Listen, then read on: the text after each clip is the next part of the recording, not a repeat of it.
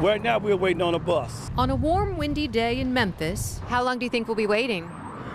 I can't tell you because the transportation in Memphis is not good right now. Sammy Hunter, co-chair of the Memphis Bus Riders Union, waits for MATA bus route 42 on Elvis Presley Boulevard, running late again. Today's trip from Whitehaven to downtown will take Sammy 2 hours. We shouldn't have to go through what we're going through. TransPro, the Tampa-based consultant hired to reorganize MATA into a functioning, fiscally responsible agency. My reaction at first was I didn't believe it. Stunned to learn 1 out of 5 published routes never run. TransPro says MATA leadership knew for nearly a year riders would be waiting for buses that would never arrive. I told our analysts to go back and check it and double check it and check it again because I just couldn't believe that anyone in this position would do that intentionally.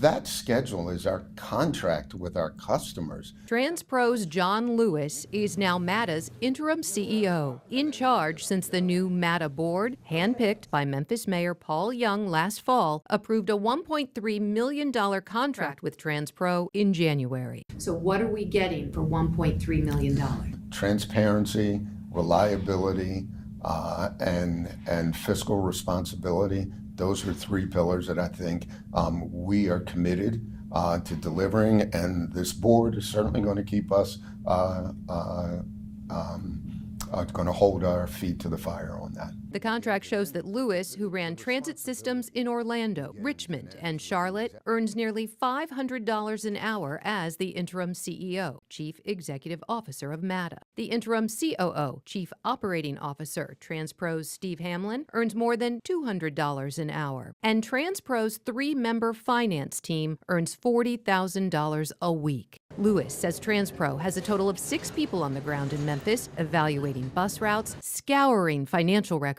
developing a plan to move MATA forward. I would say we're serious about the promise that we're making. This is not just words. The next obvious question, who is tasked with keeping an eye on TransPro? What do you say to Memphians? I would say that we're on a path to fixing it. Emily Greer, the former Chief Administrative Officer of ALSAC, the fundraising arm of St. Jude Children's Research Hospital, is the chairwoman of the new MATA board, a group Greer says is committed to making change. Up to this point, it's just been a lot of bad news, opaque, no clear answers. You know, you don't understand why it is what it is, and we're all business people, and we need to see a clear path.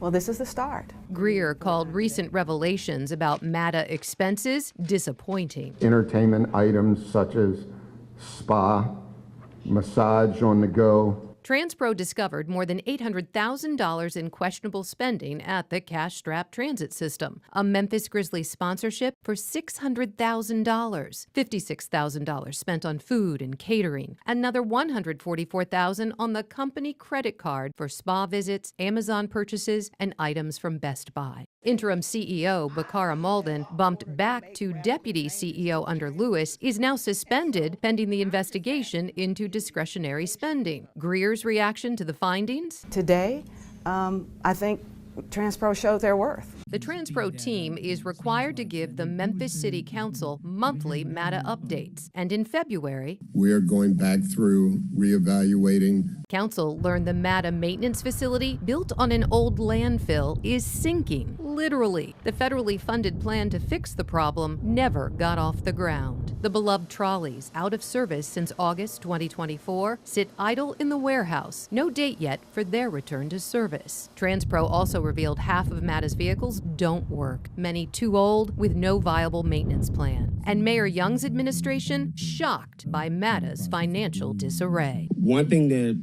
key points, facts, you've not had a CFO for 2 years. I know. 2 years. And then 2, you have information systems that are woefully inadequate. So that means you have to go back and reconstruct your finances. Until that's done, council and taxpayers won't know how MATA wound up $60 million in the hole. I don't love how expensive their salaries are, but I understand them. Councilwoman Jerry Green says the city is willing to pay TransPro's premium prices to get a massive MATA makeover. So we got to fix it. If we want Memphis to be a world-class city, we've got to have good public transportation.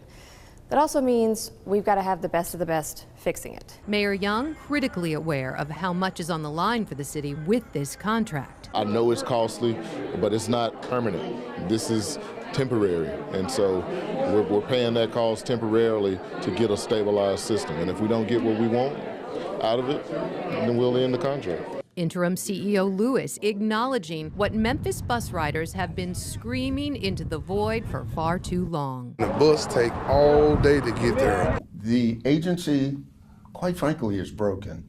This is something that we feel passionate about, that when we leave, Memphians are going to be better off when we leave than they were when we got here. For Sammy Hunter, he'll believe it when the bus shows up on time, something he and thousands of other Memphis bus riders haven't been able to rely on in nearly a decade. We need these buses on time, on point, and we don't need them running 2 or 3 hours late. There need to be some changes. The people need to be held accountable for what they're doing. In downtown Memphis, Joyce Peterson, Action News 5.